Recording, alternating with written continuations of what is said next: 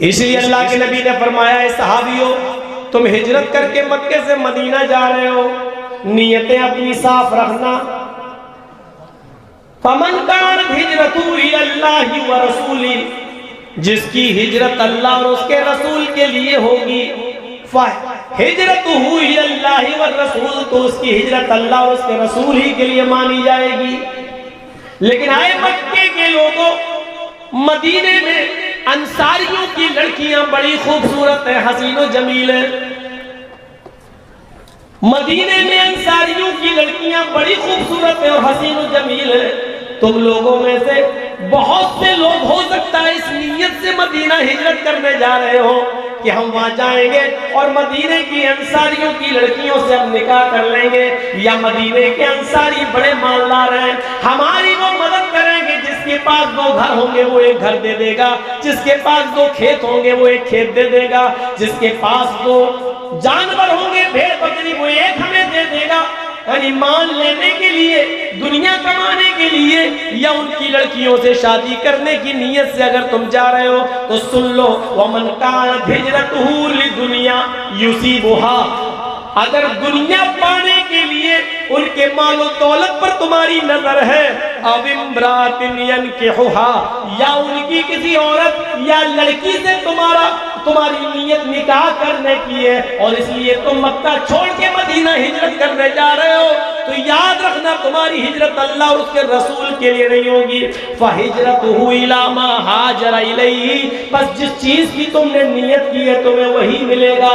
यानी लड़की तुम्हें मिल जाएगी, मालो दौलत तुम्हें मिल जाएगा, लेकिन तुम्हारी हिजरत अल्लाह और उसके रसूल के लिए नहीं मानी जाएगी। क्लियर कर दिया, साफ कर दिया। बुखारी शरीफ जब आप खोलोगे, पन्ना उल्टोगे, तो आपको सबसे पहले यही हदीस मिलेगी बुखारी शरीफ के अंदर। पहली हदीस, जानते हो इमाम बुखारी ने पहली हदीस क्यों नकल की है बुखारी के अंदर? ये इमाम बुखारी की अकल को दाद देना पड़ेगी, क्योंकि आप जो बुखारी पढ़ने जा रहे हो, 7000 हदीसों का मुताला करने जा रहे हो, इसमें नमाज, रोजे, हज, ज़कात, लेन देन, कारोबार, बिजनेस, जन्नत, जहन्नम, हर चीज के मामलात हैं। लेकिन इन तमाम मामलात को पढ़ने से पहले तुम अपनी नीयत सही कर लो, क्योंकि आगे का मामला सब नीयत पर डिपेंड है, नीयत पर डिपेंड है। इसलिए सबसे पहले उन्होंने इस हदीस को दर्ज किया है। हमारी नीयतों पर डिपेंड है, नीयतों पर। बुखारी शरीफ के अंदर एक बड़ा अच्छा किस्सा आया है, अच्छा सुनिए तो जरा, आपको भी अच्छा लगेगा। और ये कोई लैला मजनू की किताब से हम नहीं सुना रहे, बुखारी शरीफ की हदीस से एक वाक़या सुना रहे हैं। सुनिए, आज बहुत आहिस्ता आपको समझा रहा हूं मैं, नसीहत है। सुनिए ये वाक़या बुखारी का। एक आदमी ने नियत की, एक आदमी ने नियत की कि मेरे पास बहुत सा माल है, लेकिन अल्लाह के रसूल सल्लल्लाहु अलैहि वसल्लम ने फरमाया कि सदका और खैरात करो, किसी गरीब की मदद करो, इस तरह मदद करो कि दाएं हाथ से किसी को दो तो बाएं हाथ को भी उसकी खबर न हो। तो ऐसा करता हूं, रात के अंधेरे में मैं निकलूंगा और किसी गरीब आदमी की मदद मैं करूंगा, जो भी जरूरतमंद मुझे रास्ते में मिलेगा मैं उसकी मदद करूंगा। नियत कैसी थी? मैं कुछ आपसे पूछता भी जाऊंगा, देखता हूं कि सुन रहे हैं कि सो रहे हैं। अच्छा ये बताइए कि इस आदमी ने ये सोचा रात के अंधेरे में मैं निकलूंगा और किसी गरीब आदमी की मदद करूंगा, किसी को पता ही नहीं चलेगा कि मैंने किसी गरीब की मदद की है। नियत कैसी थी? अच्छी। इशा की नमाज के बाद लेट गया, सो गया, आधी रात के बाद उठा। इसने कहा चलो सब सो रहे हैं, अब देखो कौन जरूरतमंद है। अपने माल जिसको सदका और खैरात के लिए निकाला था, उस माल का तीसरा हिस्सा 3 हिस्सों में उसने तकसीम कर रखा था। 3 हिस्सों में उसका एक हिस्सा उसने निकाला और रात के अंधेरे में निकल गया किसी को देने के लिए। जैसे ही वो रात में निकला तो क्या देखा, उसके घर से निकलने के बाद 1-2 किलोमीटर की दूरी पर, 1-2 मील की दूरी पर इसने एक आदमी को देखा कि वो बैठा हुआ है सड़क के किनारे। ये आदमी समझा कि यही जरूरतमंद है। ये उसके करीब गया और इसने उस आदमी का नाम कुछ नहीं पूछा।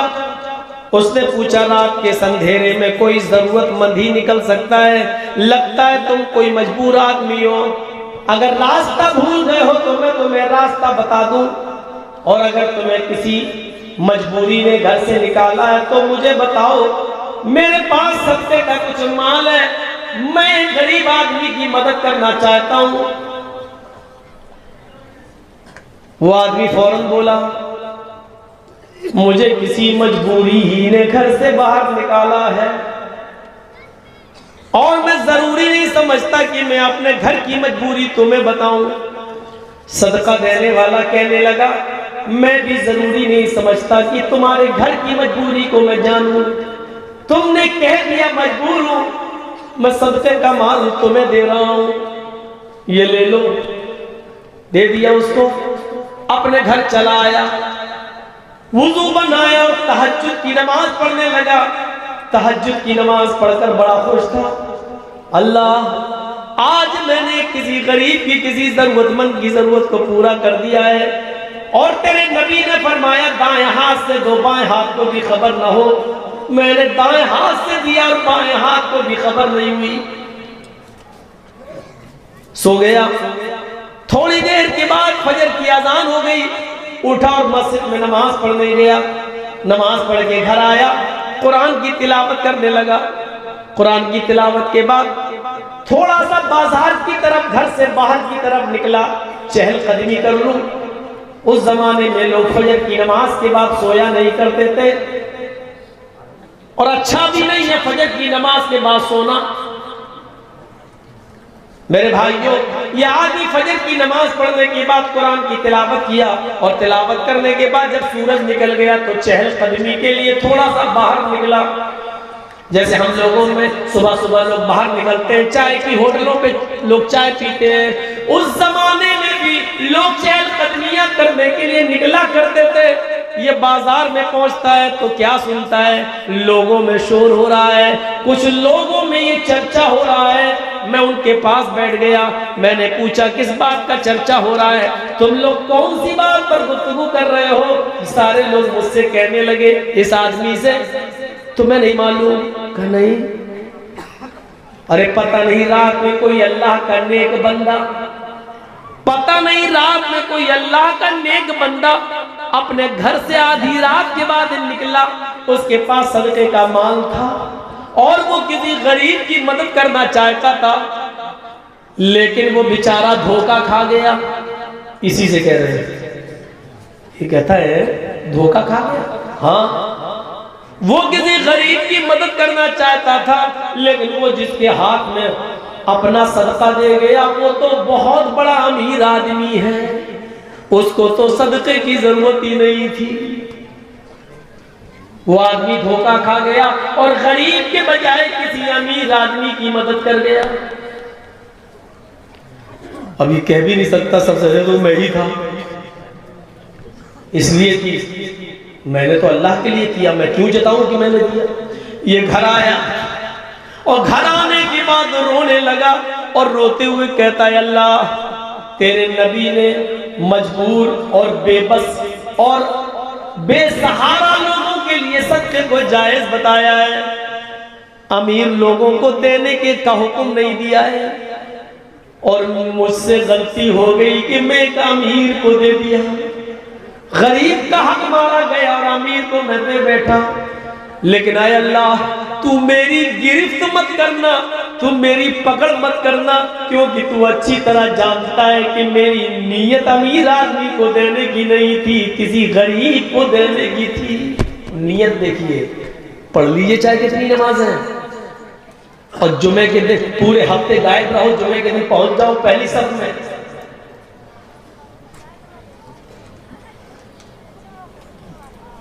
और इसलिए पहुंच जाओ कि मोहल्ले वाले ये कहेंगे अगर जुमे के दिन नमाज नहीं पढ़ेंगे तो लोग कहेंगे पूरा हफ्ता तो पढ़ता नहीं, कमीना जुमे तक की नहीं पढ़ता। पढ़ते रहो चाहे कितनी नमाज। ये जितने भी काम हो रहे हैं, हमारे 10 साल के बच्चे ने रोजा रखा, इफ्तार पार्टी हो रही है, रिश्तेदारों को बुलाया जा रहा है, क्या हुआ मेरे बच्चे ने रोजा रखा। अबे तेरे बाप की हदीस है, तेरा बच्चा रोजा रखे तो सबको बुला। कहां से लाया ये सारे ड्रामे तू? खतना कराया बच्चे का, हार डाला, ऐसा लग रहा जैसे आज ही मुसलमान हुआ है बच्चा। बहुत बड़ी नियामत मिल गई है उसको। सुन लो, इस तरीके के खाने चाहे रमजान के रोजे रखने की खुशी ही में क्यों ना हो। मेरे बच्चे ने रोजा रख लिया, आज मेरे बच्चे ने कलाम पाक खत्म कर लिया, कुरान शरीफ पूरा कर लिया। बुलाओ खुशी में, सबको बुलाया जा रहा है, खाना लो, क्या किस खुशी में? बच्चे ने कलाम पाक खत्म कर लिया। अल्लाह के रसूल पर जिब्रील ने भी कलाम पाक मुकम्मल किया, कभी दावत की अल्लाह के नबी ने? हर साल एक बार कुरान का दौर कराते थे, कभी खाना खिलाया अल्लाह के नबी ने?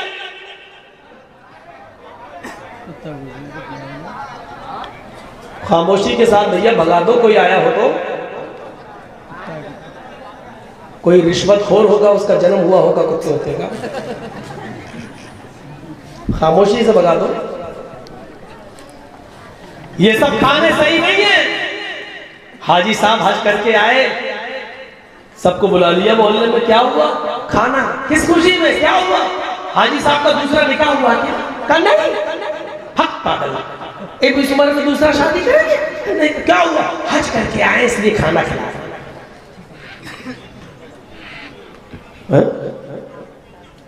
अबू बकर सिद्दीक ने हज किया, कोई खाना नहीं। हजरत उमर फारूक ने हज किया, कोई खाना नहीं। उस्मान गनी ने हज किया, कोई खाना नहीं। हजरत अली ने हज किया, कोई खाना नहीं। अल्लाह के नबी ने हज किया, कोई खाना नहीं। 1,44,000 सहाबा ने हज किया, कोई खाना नहीं। ये हमारा हाजी इतना मुबारक हो गया, हज करके आया, खाना खिलाया। शरीयत ने सिर्फ 2 खाने बताए हैं जायज, बस, और उसको सुन्नत करार दिया है। 2 खाने, एक खाना जिसको हम वलीमा कहते हैं शादी के बाद, बीवी की रुखसती के बाद, और मियां और बीवी, हस्बैंड और वाइफ की तन्हाई में मुलाकात करने के बाद जो खाना खिलाया जाता है। एक बात याद रखिए, एक गलत जहन से तसव्वुर ये निकाल दीजिए कि लोग समझते हैं कि लड़की की रुखसती हो गई और विदा हो जाने के बाद शौहर और बीवी के दरमियान जो ताल्लुकात कायम होते हैं हम बिस्तरी के, जब तक वो ना हो जाए तब तक वलीमा नहीं। ये सही नहीं है ये सोच।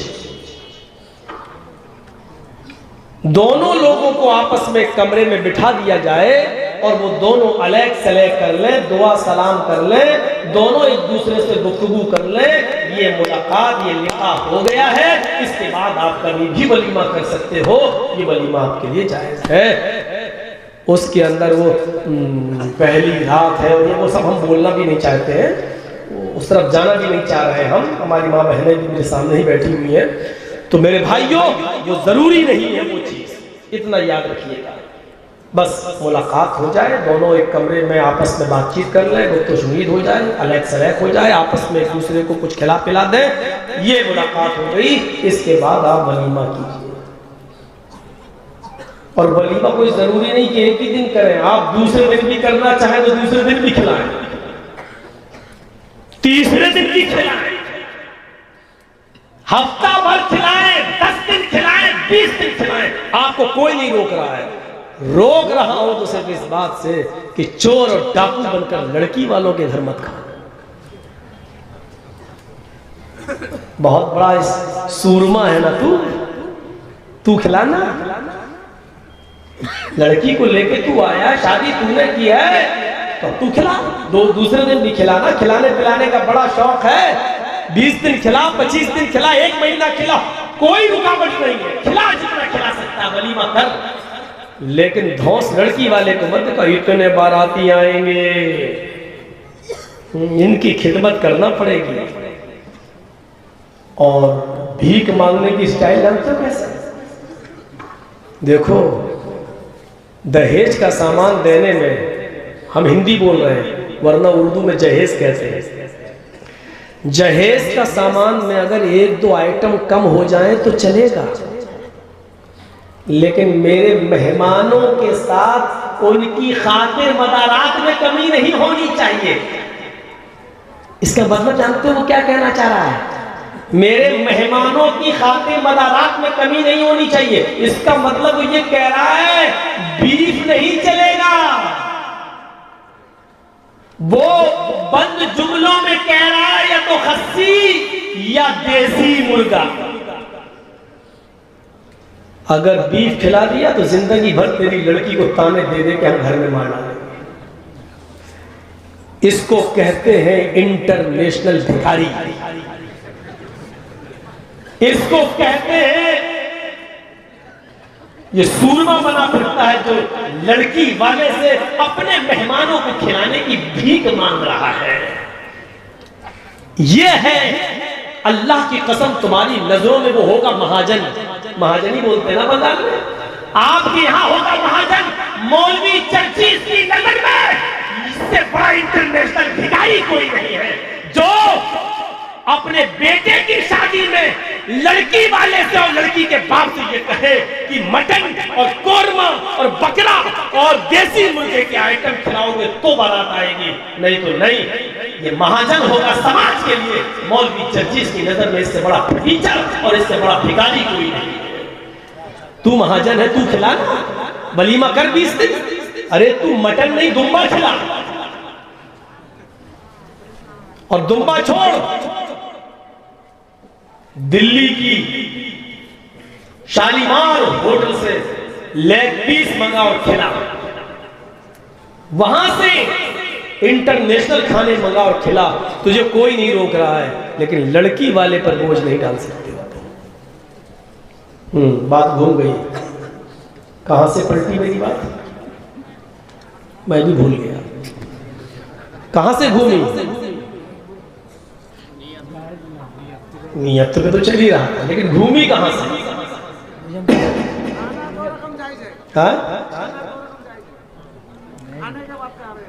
खाने के बाद क्या जायज है? कुछ नहीं थे।